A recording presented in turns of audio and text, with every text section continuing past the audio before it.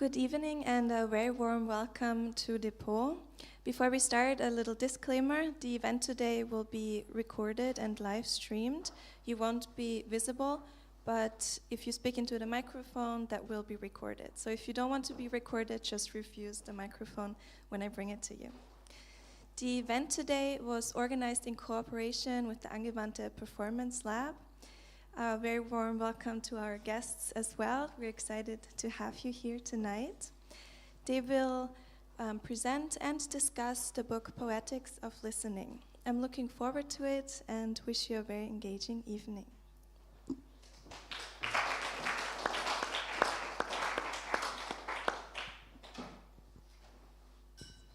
Okay, also from me, a very warm welcome. As mentioned, this evening is hosted by the Angewandte Performance Lab, which is a transversal platform for promoting performative art forms at the University of Applied Art Vienna. And my name is Ricarda Denzer, and together with my colleague Mariella Greil from the APL, we want to give a warm welcome to Brandon LaBelle as well, and to you all for joining this event in occasion of celebrating the new book of Brandon, Poetics of Listening, Inner Life, Social Transformation and Planetary Practices. Brandon LaBelle is an artist, writer, theorist, and artistic director of the Listening Biennial and Listening Academy.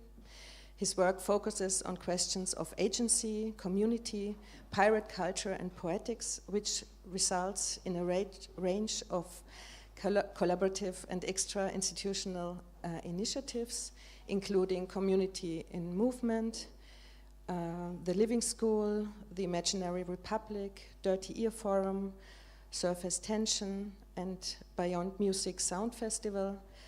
In 1995, he founded Aaron Buddy's Press, an independent publishing project supporting work in sound, art, and studies, performance and poetics, artistic research, and contemporary political thought.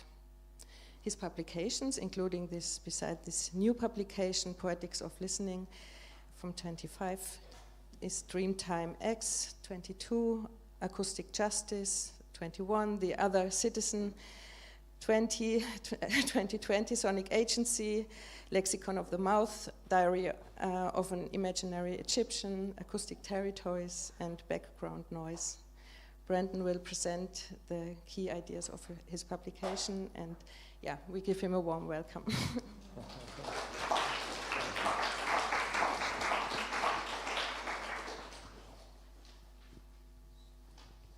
Shall I use blue? Yes.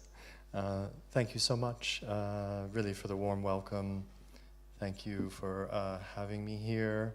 Yeah, it's a real pleasure to come and have this celebratory moment of launching the new publication, Poetics of Listening, which has developed over the recent years, primarily through the initiative, the Listening Biennial and the Listening Academy, which has been a framework through which to develop in a collaborative manner listening methodologies, listening research, to also bring people together in a very explorative framework for also enacting listening together and finding out where that might take us. So the research has been developed, I would say, within the framework of a lot of cooperative exchange over the last 3 or 4 years.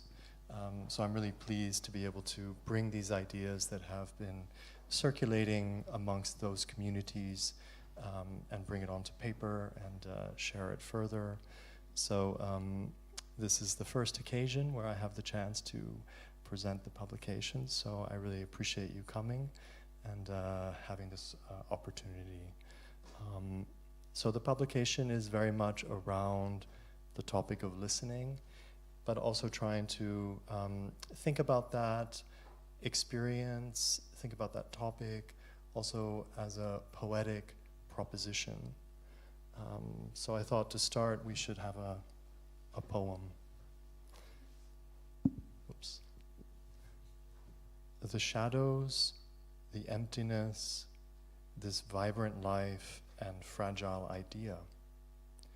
He moves forward to enter, to search, and the others as well, the floating subjects and the sudden togetherness, to be side by side, the shadows, the silence, the city outside. We feel its light as it pours through the windows and the cracks to catch our hands, the corridors, the decayed materials, rooms of dust and debris. She pauses to count the broken pieces, to listen to the footsteps around her, side by side, in search for something, a possibility, the making of a world, a soul, vitality, along the weak stairs and past the empty offices, broken glass and the papers left behind, underfoot. This abandoned building that expands as they enter, capturing the emptiness in daydreams and passion, becoming an imaginary republic of tangled lines and stolen joy, with slow steps and the slowness that eases across the walls and into the passing of touch. He closes his eyes to hear the shadows, following their whispers that give counsel to the desperate movements, the passion of giving up and of trespassing. This body echoed by the other, a world of echoes that beat against the musty darkness, upsetting the law of center and margin with reckless imagining. What cannot be held by the name and that shivers the skin? The city disappears into this sudden composition, the incomplete that begins again and again, with the shadows and the emptiness, the dust and the debris, the vibrating ground suddenly, and the listening they give into the new life like thieves. Okay, thank you. So maybe this already sets the mood, I hope, for what I imagine as the potentiality of a listening subjectivity. So I want to follow that further by sharing a number of perspectives, maybe in a way thinking about listening as transformative, as something that allows for forms of transitioning, to move from one state to another, to traffic across diverse worlds, to figure perhaps a style of existence attuned to what we might think of as the elsewhere, and that also supports an ethical know-how that exceeds the human. We can follow this further, for instance, on the level of the body. What is this thing that I am, this material shape, this living, breathing form? What are its limits? In what way is it positioned and made legible? How does it figure within a greater ecology of relation? And what becomes of the body as we listen? Does something change of the body according to what we hear? Are we not moved, impressed, touched, and even hurt by what we listen to? What of those things that are unlistenable as they strain the borders of human right and wrong, and what a body can bear? I'm concerned to think the body by way of listening. Doing so helps capture a primary sense of the body as being more or less of itself, This might be akin to Julia Kristeva's emphasis on body as process. Are not bodies material realities driven by a desire for connection? A creative, sensual aliveness, we might say. That is, we may come to know of the body through a continual exposure and connection with an exterior. Whether in that fundamental act of eating, this gesture of bringing food into the mouth, which is a fundamental ecology of relation, and where listening also assists in knowing its vitality.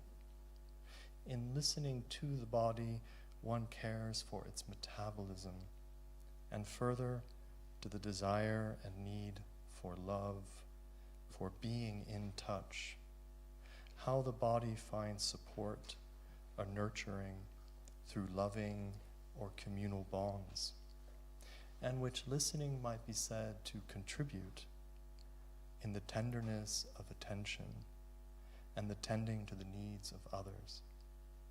Listening as what we give, and that others also give in return. As Simone Weil reminds us, attention is the purest form of generosity.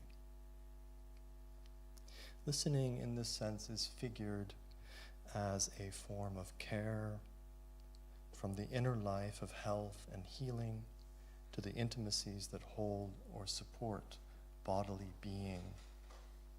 This exposure, this aliveness, is also the basis for all types of self-protection, finding ways of shutting down, to dissociate or withdraw.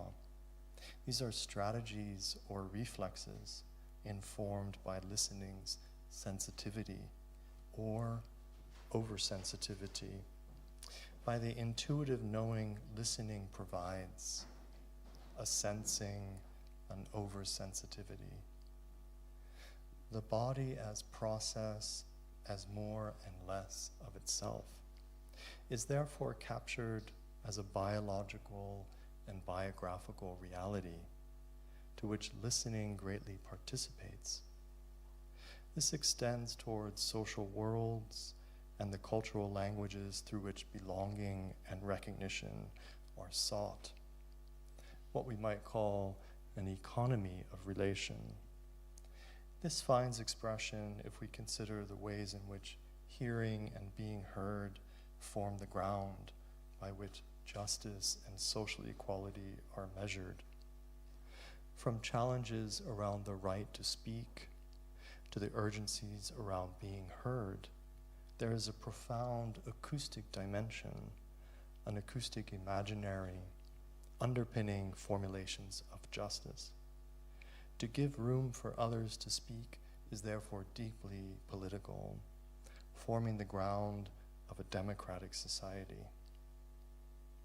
Hearing and being heard become gestures within a framework of ethical know-how, which requires, we could say, continual invention, sensitivity, labor.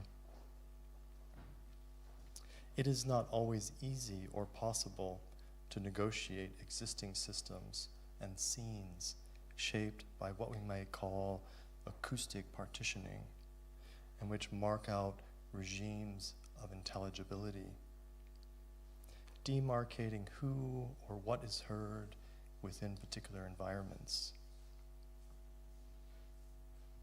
Alongside these perspectives, it becomes necessary to consider the ways in which bodies or persons are placed, positioned, made to matter or not, according to a range of systems. As part of an economy of relation, one is vulnerable, made vulnerable, and some more than others. It may be necessary at times to refuse the seemingly inclusive nature that listening enacts, so as to afford protection or to create safe spaces by which to support particular acoustic communities, communities shaped by the capacity to truly hear each other outside the imposition of certain norms.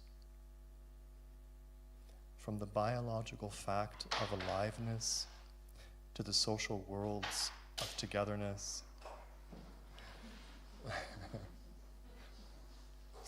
it's a nice sonic moment.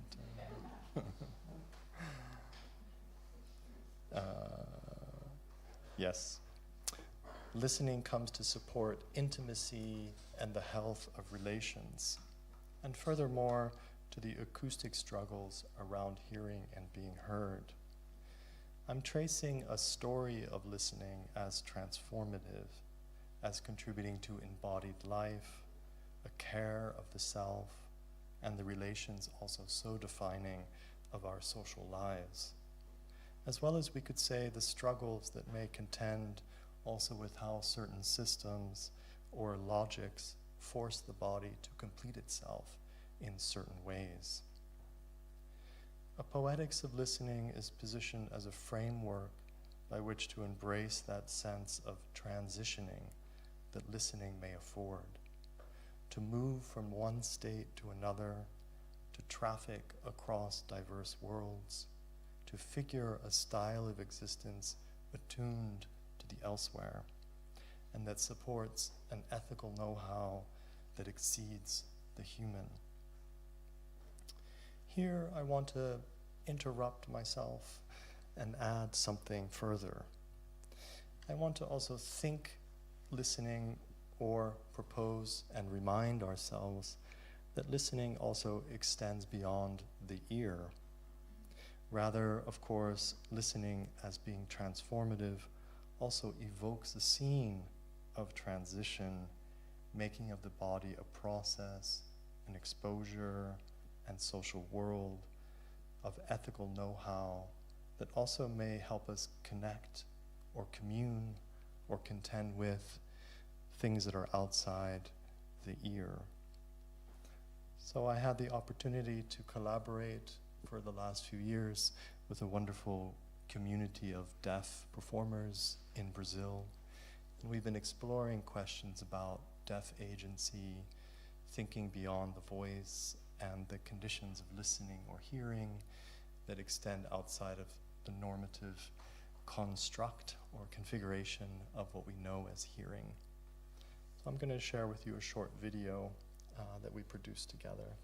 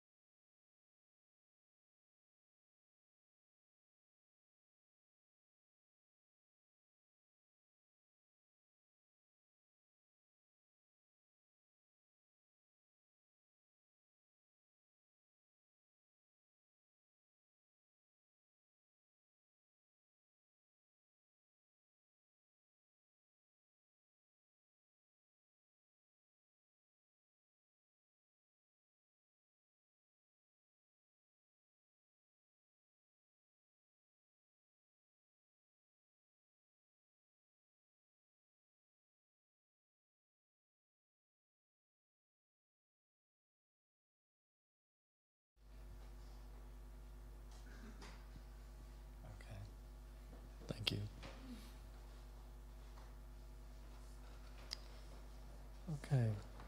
Yeah, so we continue this ongoing work, exploring the listening through other ways, we could say, or through other sensorial arrangements. And maybe this brings us back to thinking around listening's capacity to invite other kinds of imaginaries as well. If we think about how listening sort of allows for ways of attending to the inner dimensions, we could say, going back to this feeling of a care of the self, listening inwardly to attend to all that's within.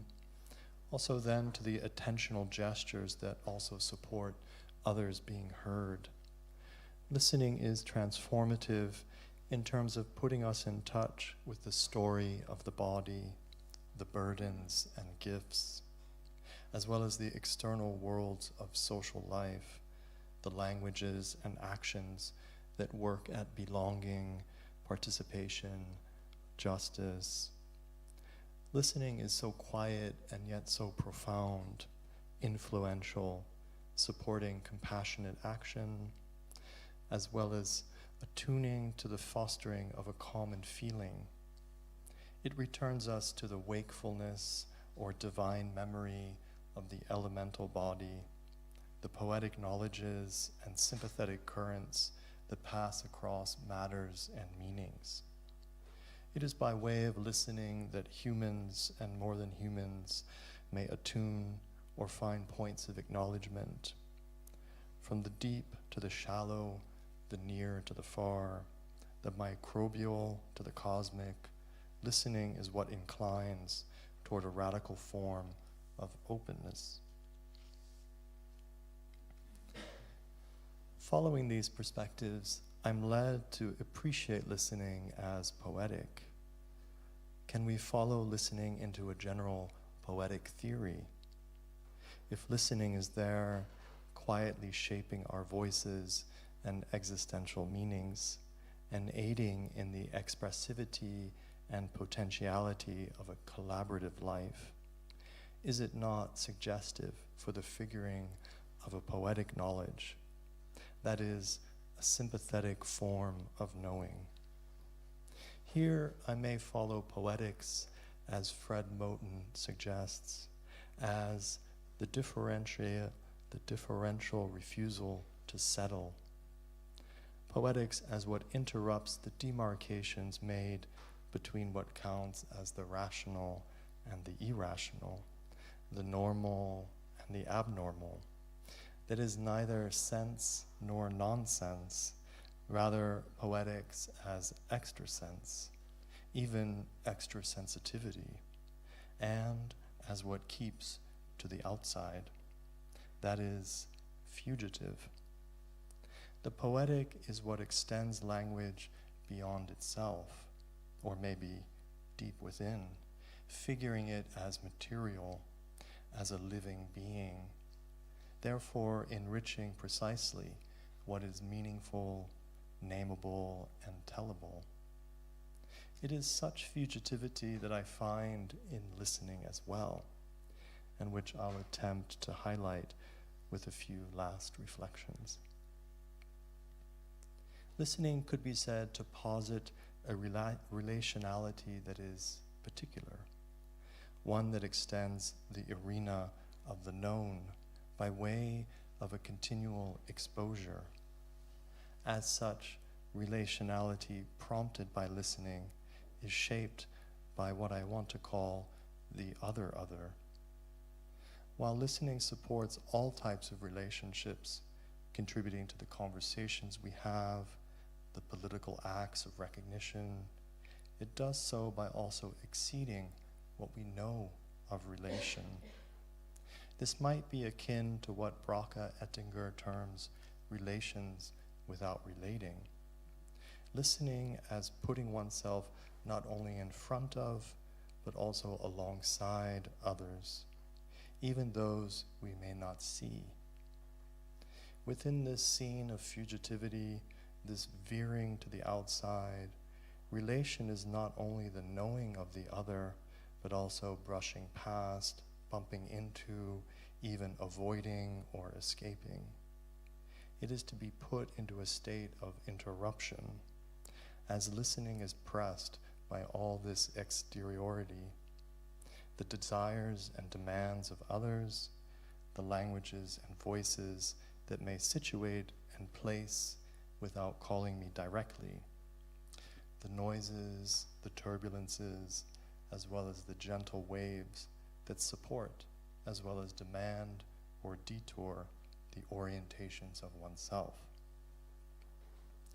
The other that emerges through listening puts one in touch with the unrecognizable, tensing the framework of recognition.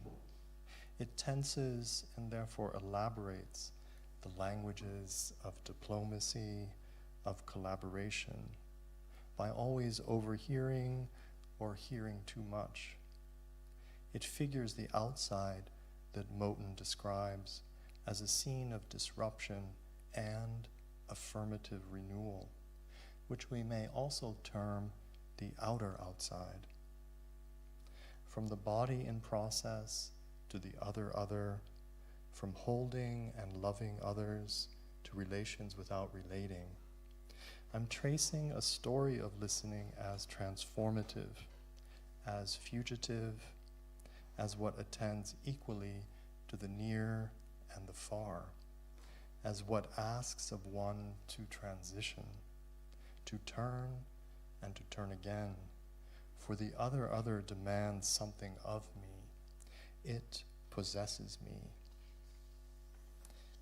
The other may be a spirit guide.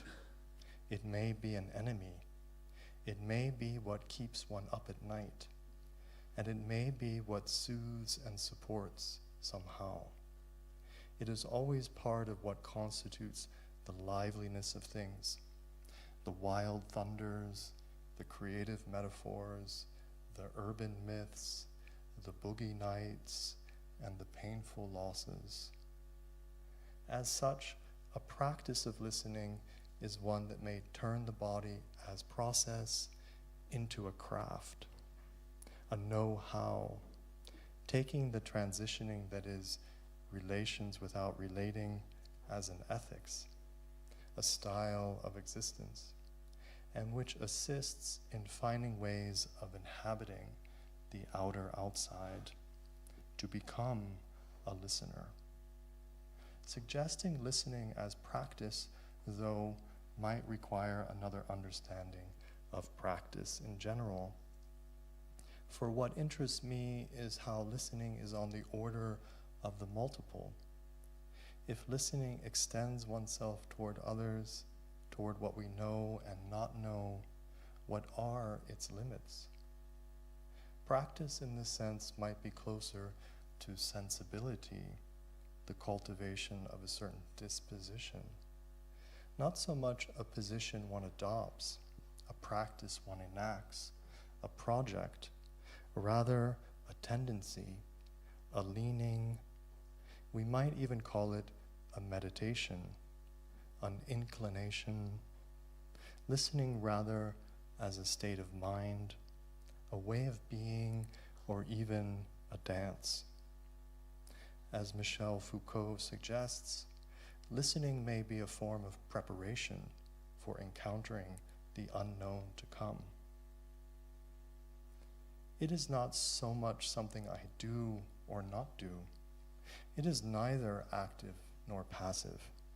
Rather, listening is precisely what unsettles dualities. It is rather a transitioning, a turning, and a turning again. Listening is neither this nor that.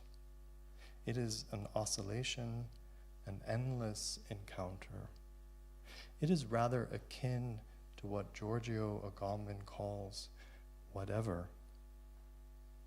While listening may participate in specificity, in systems of control and capture, in fighting for rights or for defining communal identities, I want to think listening as whatever, as what figures a generality, listening as transgressive, insofar as it manifests radical openness, fugitivity, trespass, receptiveness, and recovery, what we might call poetics.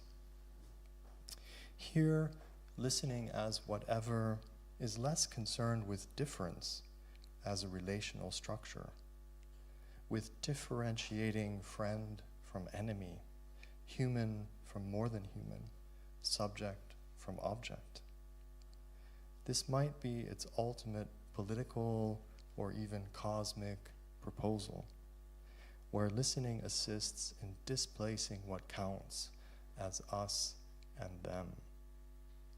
Listening in this way is a potential diplomatic force, one that gives much in the working through of conflict, making of the difference between self and other a common cause, a type of collective continuum or ongoing general experience.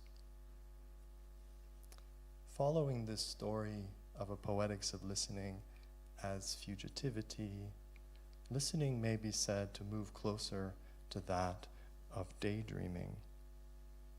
In daydreaming, we could say the order of things shifts, giving way to a general animation where the material world in front, the things on the table, the situatedness of the body, the familiar, is made to shimmer.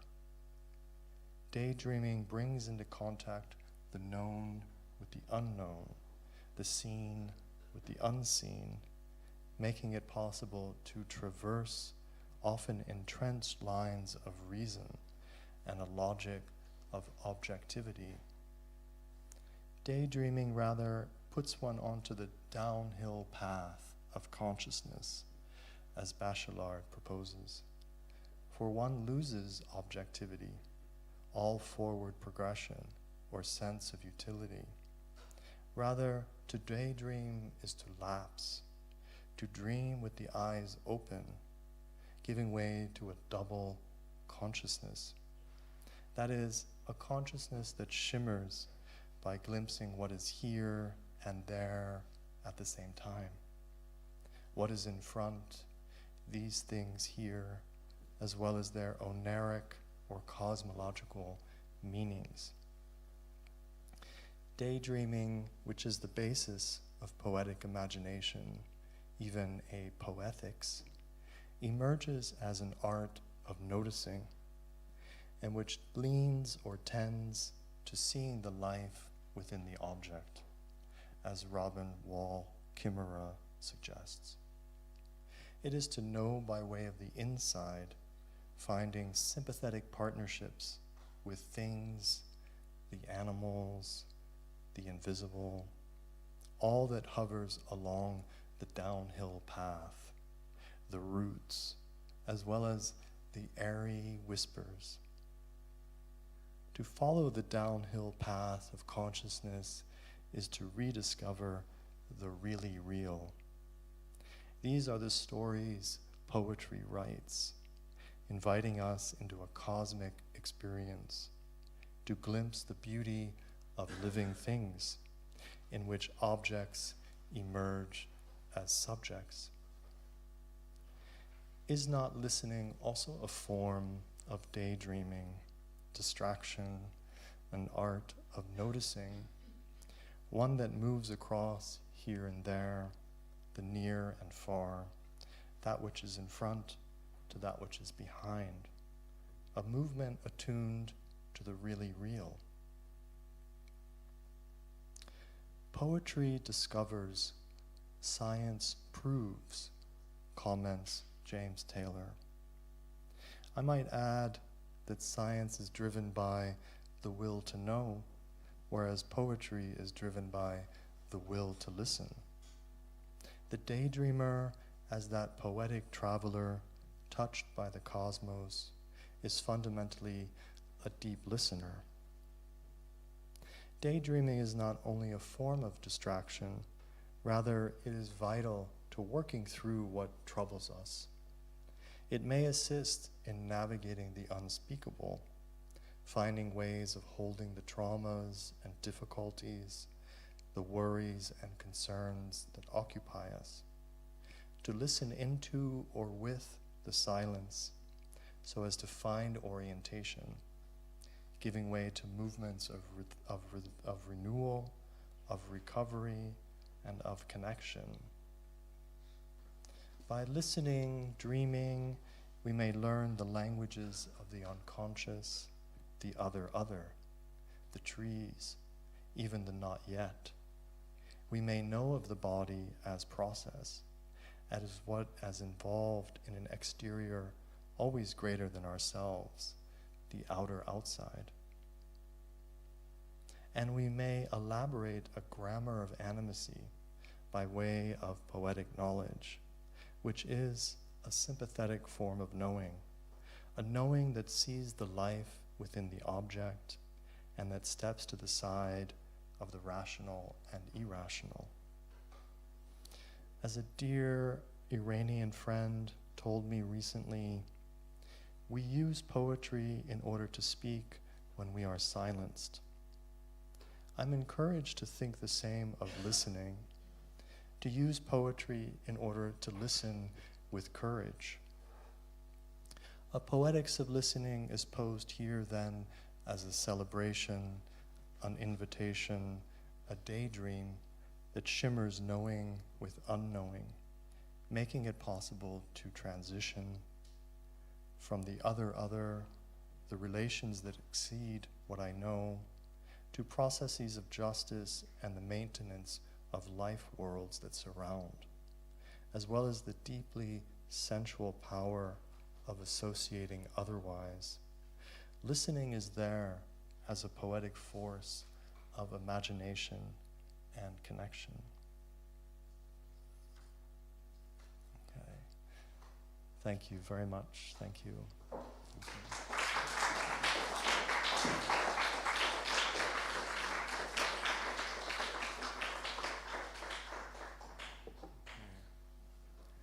Thank you. Yes, thank you for following the journey and the story. I think we can have an opportunity to discuss things, to talk freely together with Ricarda and Mariella. If you'd like to stay here or... You take the microphone? Sure, yeah. And one for the audience.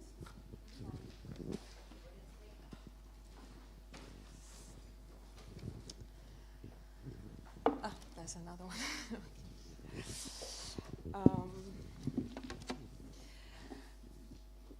Yeah, thank you very much, Brandon. I must say, I had the opportunity to read into the book, at least a part of it, and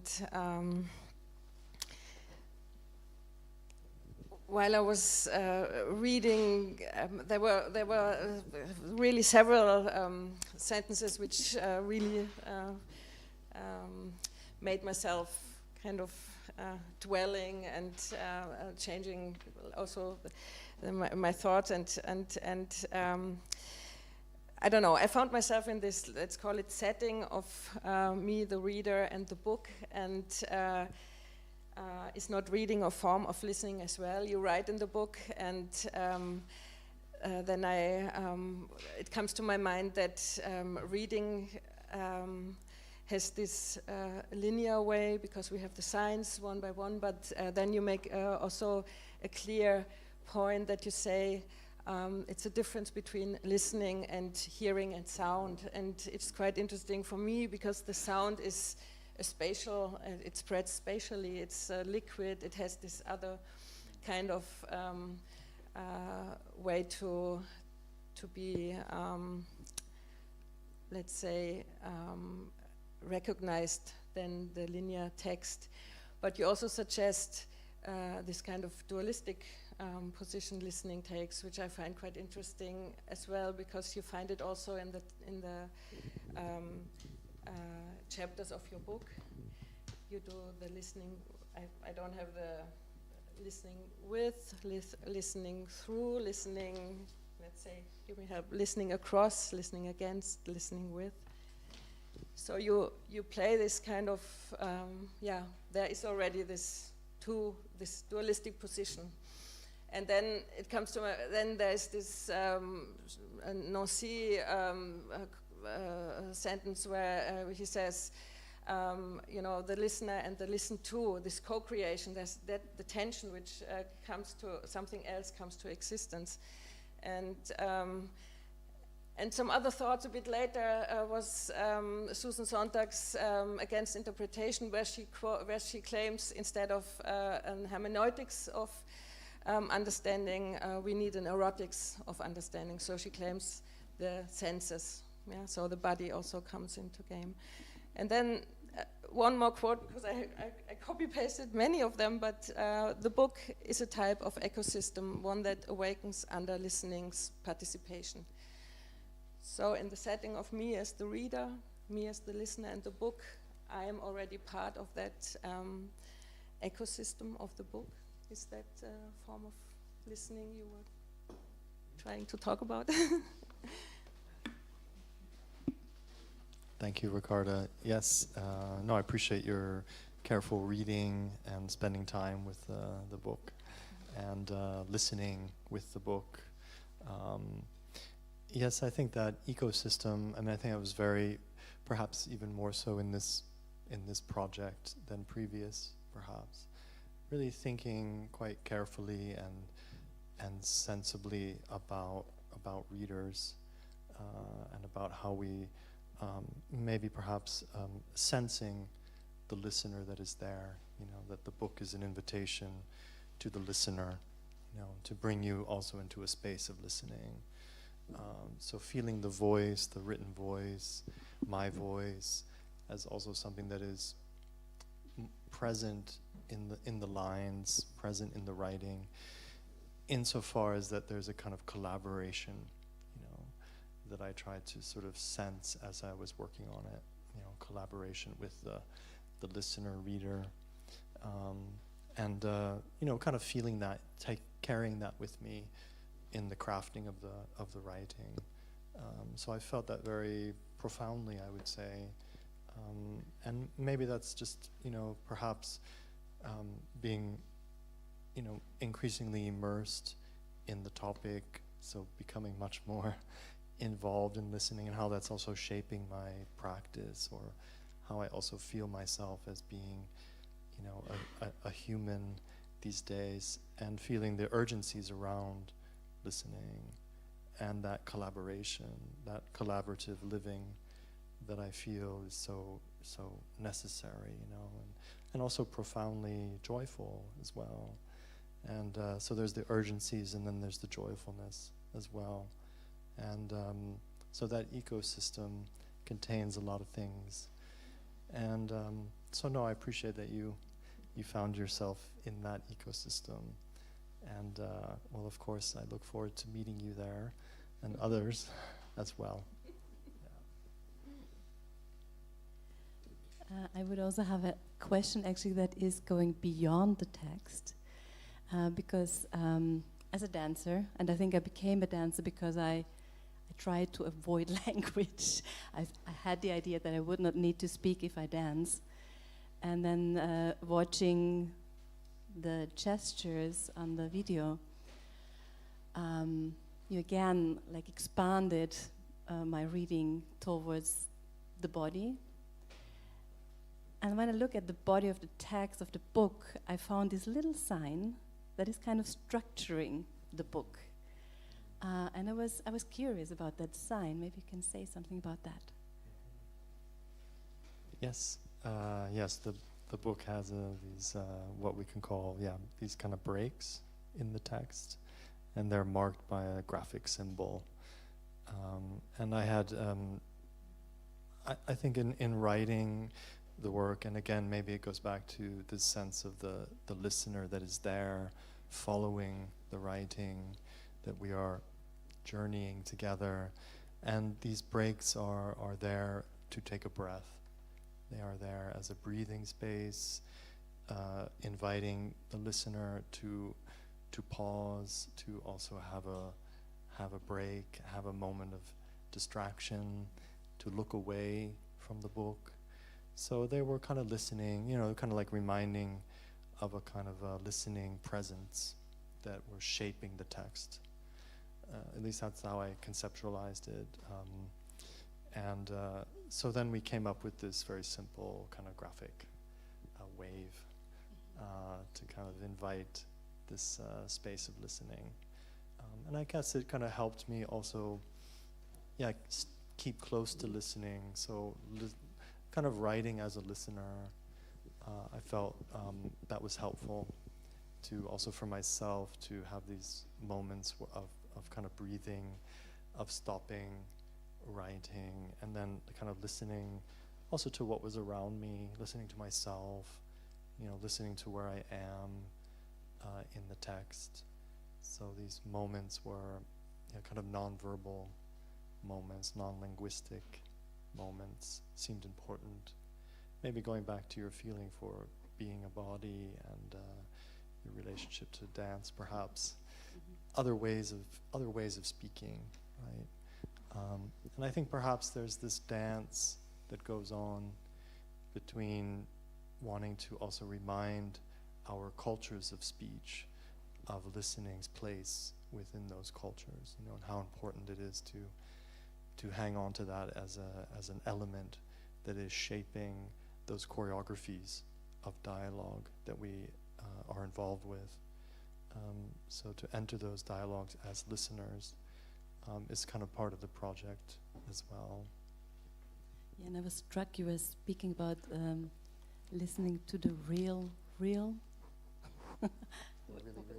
The real, right? Yeah. So maybe that little sign actually is like a key to that listening. I was wondering.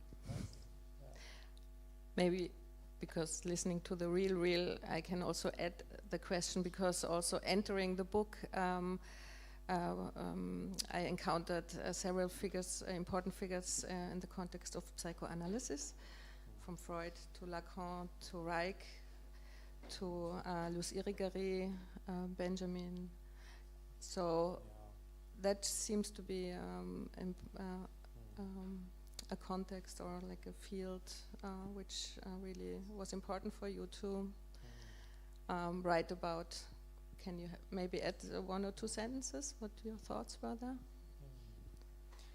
Yeah, no, I think probably also in your own work and in others, we do find quite a strong culture of listening within the field of psychoanalysis, or at least a lot of theoretical reflections and propositions that come from a psychoanalytic position, both theoretically but also through clinical work.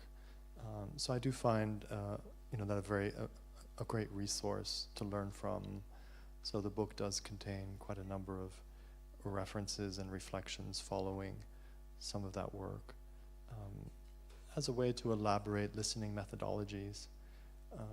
And again, maybe going back to the first question, where does listening take us? And of course, relating deeply to the unconscious or deeply to things that are nonverbal, the things that, going back to this idea of the story of the body, and how listening is called upon to access that story, to tell that story by way of listening. This is also something that really brushes against psychoanalysis, not only, but I also found a lot of interesting work, of course, in the field of meditation practices, other kinds of therapeutic, somatic work that really listens for that story. And how listening also, again, maybe helps us not only know that story, but how to hold it, how to carry it, with us as we journey. So that was also some part of the research. Thank you. Maybe we can open it up for the audience if there are any questions.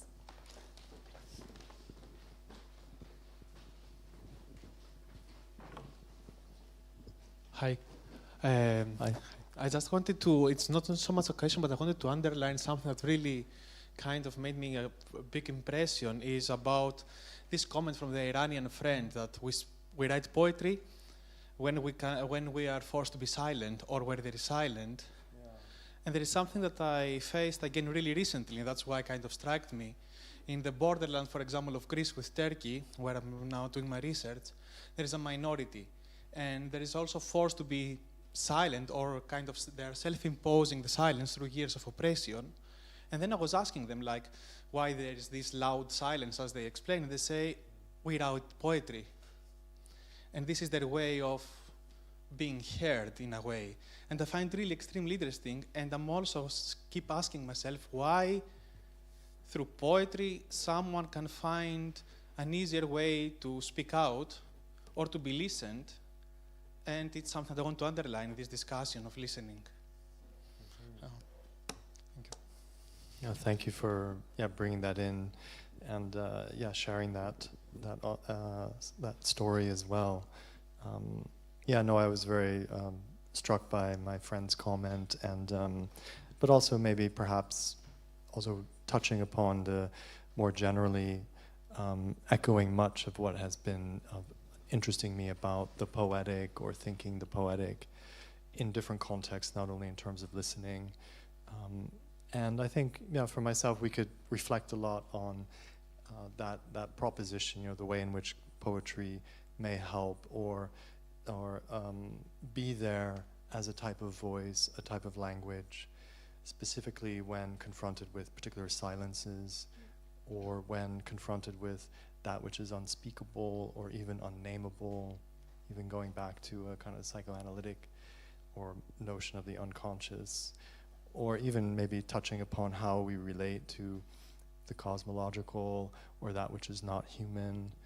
Perhaps in what way does poetry or the poetic help, or in a way is emerging in those instances as, that which carries a connection to the unnameable,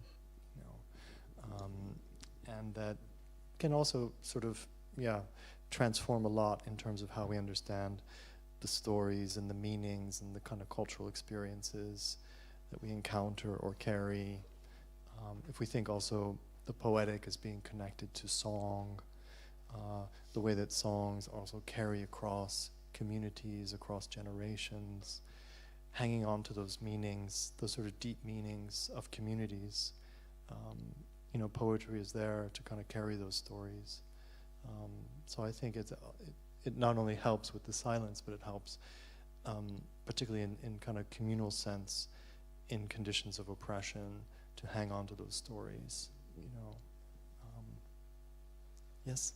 Would you say then that listening to poetry, or the poetry of listening, is a very fundamental political act? Do you have some thoughts about that? No, I was just thinking about exactly the same comment, that what your Iranian friend was telling. Yeah. So I was thinking, how is it connected to politics? How is poetry connected to politics? Yes, this is, we could spend a lot of time on that, I think. But again, maybe if we think poetry as something that is maybe connected also to the spiritual, we could think, going back to this idea of something that carries the stories, for example, of communities or cultures across generations or across situations of conflict, of oppression, of struggle. Going back to song, for example. In a way, we go to song in moments where we need also guidance in relationship to the political.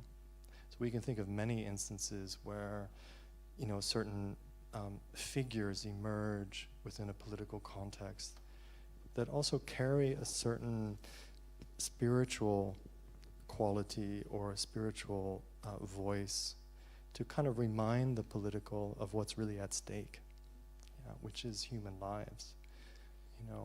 Of course, we can get involved in any kind of specific struggles within particular contexts that require certain political action, but what are the guiding principles around those actions? What are the guiding meanings or stories that help with those actions? Perhaps poetry is there to remind us of what's really at stake, which I think, again, is really ultimately about spirituality. So I tend to think poetry is really, not pre-political or post-political, or it's a kind of course it can be directly political, but it's also not only, being instrumentalized in that sense. But again, it sort of connects us to perhaps what we can think of as the cosmic, if that's helpful. Thank you. Yeah. May I ask shortly jumping back may I ask you to talk about more about sorry, stumbling upon my words, about the real. Like I'm stuck with that. Like I'm familiar with the notion from Lacan about the real, but what do you mean with the real? Or what are your references? The really real.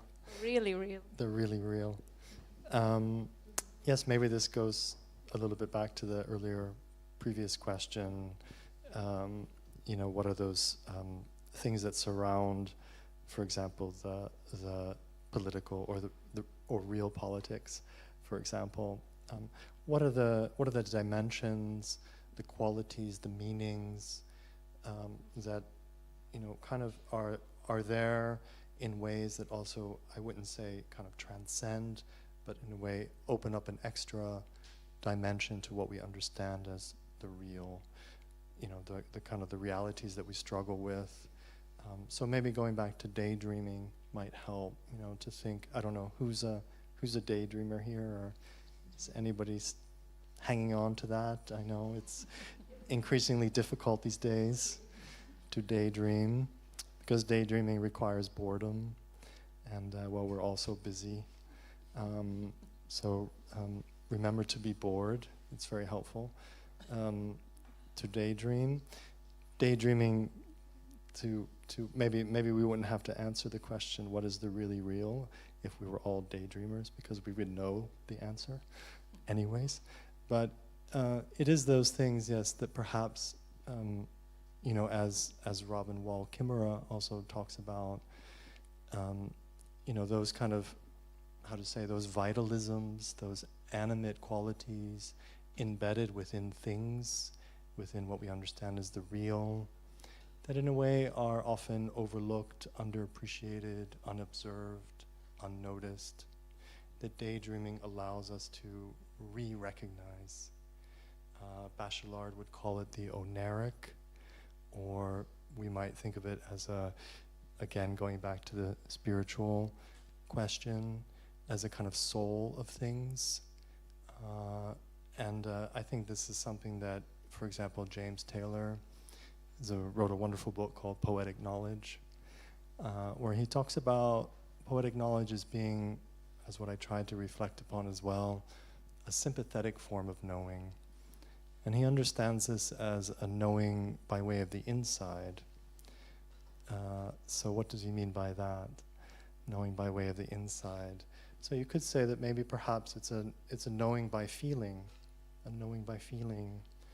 A sympathetic form might be a kind of, if anybody's interested in ideas about social resonances, about ways of connecting across material bodies. We might even call it energy, if anybody likes that word.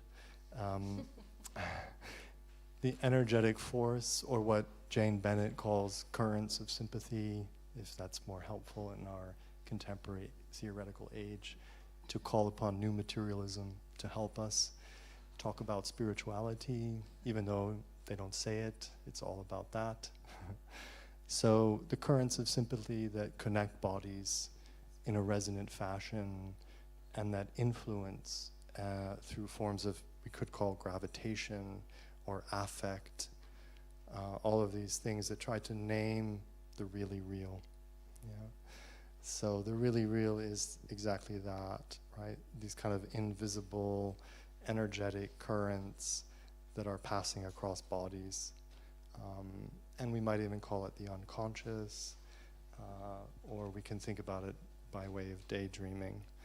Yeah, what Bachelard would call the downhill path of consciousness, right, is to kind of get rid of our conscious, rational traditions of objectivity and get involved in a kind of, perhaps a kind of animistic, position in which this glass is living. So I understand that glass is living in this moment of daydreaming. It comes alive and it speaks to me. I write the poem in a sympathetic fashion through this moment of resonance, recognizing the life within the object. And how does that happen? By way of listening. So I invite you into the world of the really real. Hello, Brandon. Yes. Thank you so much for this presentation. It's nice to see you. Nice to see you. My question is Oh. similar to the last one. Yeah. So maybe I'm going to change it a little bit. So my fascination while listening to you was with the other. And I'm wondering if we can think of the other through like the plurality of self. I get this from Kodwo Eshun, who talks about the galaxies of self that we are, or the populations.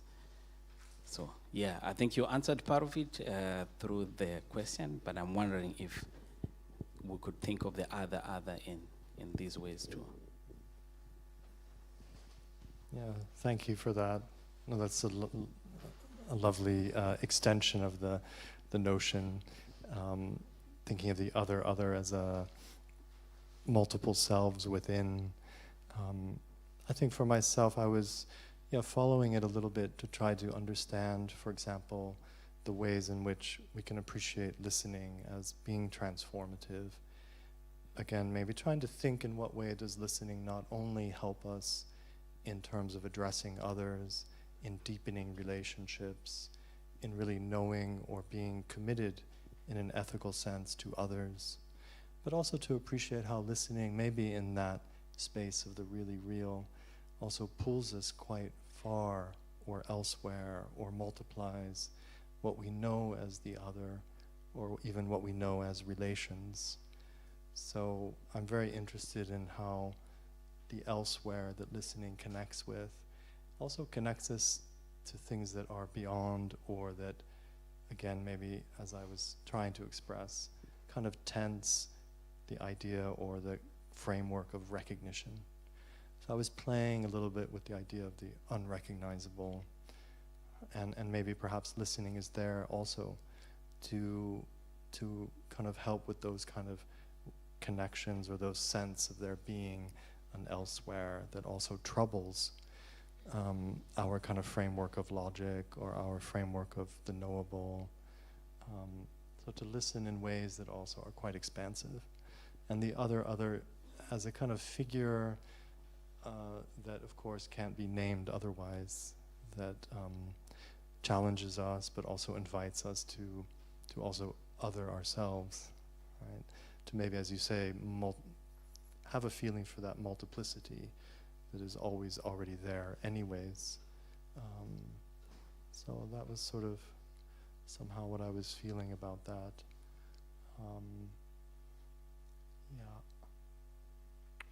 And this came, also to think about the outer outside. Again, just to kind of add this further dimension, to think in what ways does listening also provide or open up that experience in terms of encountering an outside, things that are sort of unknown or unfamiliar, but then to also think further, right? The outside to that outside, and again, listening as that thing which not necessarily recognizes, but it gives acknowledgement to the further outside.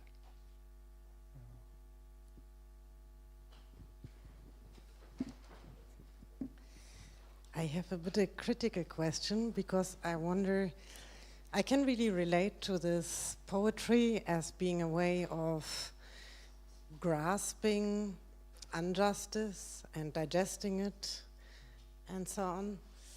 But I always wonder whether this kind of meditative turn in the listening that you suggested is really a way to change politics, and I wondered whether you can elaborate a bit on that.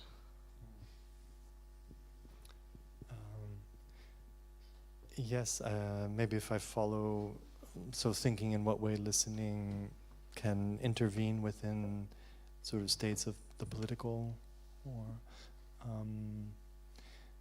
I mean, I think we know maybe in different ways. We could think, of course, the incredible urgencies or the incredible importance, at least within our kind of perhaps Western democratic framework, of the necessity to, give space to, the voice of people, right? So we know, of course, maybe that the political is founded on the notion of speaking and listening, right, as a kind of ideal foundation to what we expect politics to be about.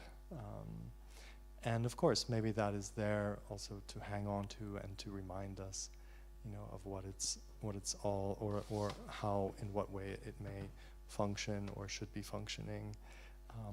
So listening to others, of course, is deeply political. And already in that gesture, perhaps intervenes within particular contexts. But there's a kind of a further dimension that, for instance, the political theorist Gideon Calder also speaks about, where he also calls upon us not only to listen to, but to listen out for. So he makes this sort of challenge a little bit to think that, of course, we may listen to, but also in what way can we listen out for, and what kind of responsibility that entails. So it was also a little bit about shifting from the idea that it is the marginalized responsibility to sort of like demand to be heard, to kind of shift from that to think it is the center's responsibility to listen out for. This is a little bit also his argument. So there, again, these are sort of maybe facets to the ways in which listening participates into a kind of political framework.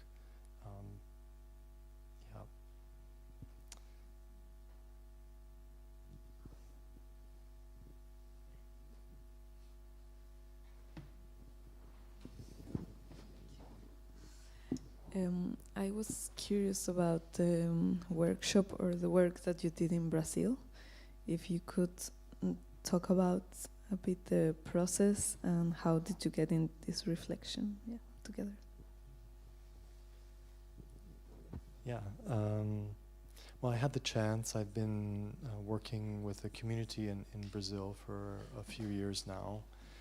And they're basically a group of artists and musicians and theater makers who run a kind of informal theater out of one of their houses in the city of Curitiba. And so it's a kind of wonderful context where there's a lot of very kind of improvisational, free-form, cultural activity in the house. Basically, it's one long party. So it's quite a bohemian situation, we could say. And through that, a lot of people come in. So it's kind of an open house, really. And I spent many times visiting and living in the house and getting involved in different projects. And a lot of it was about exploring questions of community, particularly in the last 10 years. In the context of sort of the political situation in Brazil, there's of course been a lot of challenges around building communities and surviving the political system. So a lot of things emerge in the house that are kind of reflective of that larger environment. And as part of that, a group of deaf performers sort of found a place in the house. Feeling that they could also develop themselves, develop their own work. So they started staging theater pieces in the house.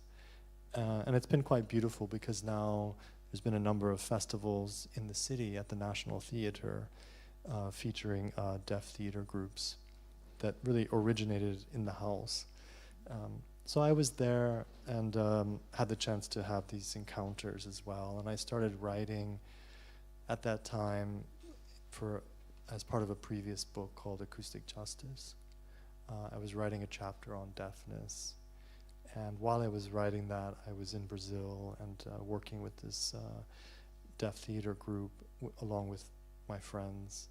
And so I learned a lot through that interaction, kind of talking or signing with them, and questions came up, about what constitutes voice, how do we understand listening in the framework of deafness, also extending broadly more towards questions about, crip culture, thinking more diversely about listening. And so we developed this was the first piece that we did together, where I wrote a script, just kind of like thinking really about this, this grammar of sign language and what that sort of suggests, or what that, in a way, proposes to the hearing world. And I really wanted to kind of celebrate deaf voice. So I presented the script to the three, there's two other little vignettes, to the performers and the theater group, and they basically took the script and kind of made the video also without me. And so it was a kind of a beautiful, collaboration, and so as it maybe indicates in the performance, this sense of agency that the performer is really celebrating through this kind of ability to sort of speak through their language, and be given a kind of a space for doing that, becomes quite pronounced, I think. And so I've been fortunate enough to continue. Now we've made a couple other projects together. Yeah. So, yeah, sure. Yeah. Thank you. I wanted to ask a question about one line of this poem that you wrote, if I understood correctly, that she's signing. The sentence that is about "follow us in deep air," I think, something like this, right? Or into deep air. Yeah. I don't know. I'm just interested in the relationship between air and sound in general, and I was wondering what is deep air, and is it something that one cannot hear anymore, or is it about silence, and just in general, what is your maybe relationship with air surrounding us, this invisible medium that is carrying the sound? Maybe you wrote about this in other books, I don't know, but yeah, for me, I started to daydream on this sentence, and I was allowed, I think. Please, I'm glad to hear it. Yes, no, there's a lot there as well, and I think, yes, as the narration suggests, it really is kind of an invitation to bring the viewer into this kind of space of silence or seemingly silence, and to appreciate also, I think it was very much about really following sign as a performativity that kind of could be said to kind of sculpt the air. So there's many things, many moments in the text where it's kind of trying to poetically describe, sign in a way to appreciate it on many different levels. And then, of course, as you suggest, the relationship between sound and air, there's a kind of wonderful deep physicality there, but also a poetics that I think many artists draw upon in their practices with sound and performativity, or how we also listen to the air. So this is also something that I'm currently working on in the context of a new research into the elemental. So it's about elemental collaboration. So we look at air, water, fire, earth, and explore those in different ways. And with air, it does lead us a lot to sound. So if we think about vibrating air, and the ways in which we sculpt air sonically, even with our voices, for instance, so many moments in which air is being moved without us really realizing that that's what's happening. So yeah, there is a profound, interesting connection there. Yeah. Yeah. So I will catch that moment here and keep breathing, keep breathing in and out. I would like to thank everybody for the questions, and of course you, Brandon, for this fantastic lecture and sharing of your work with us. The deep desire for connection, for those who are interested, we will have some drinks. You can, of course, join us, you're very welcome, and we can continue the conversation in a more informal way. Thank you very much.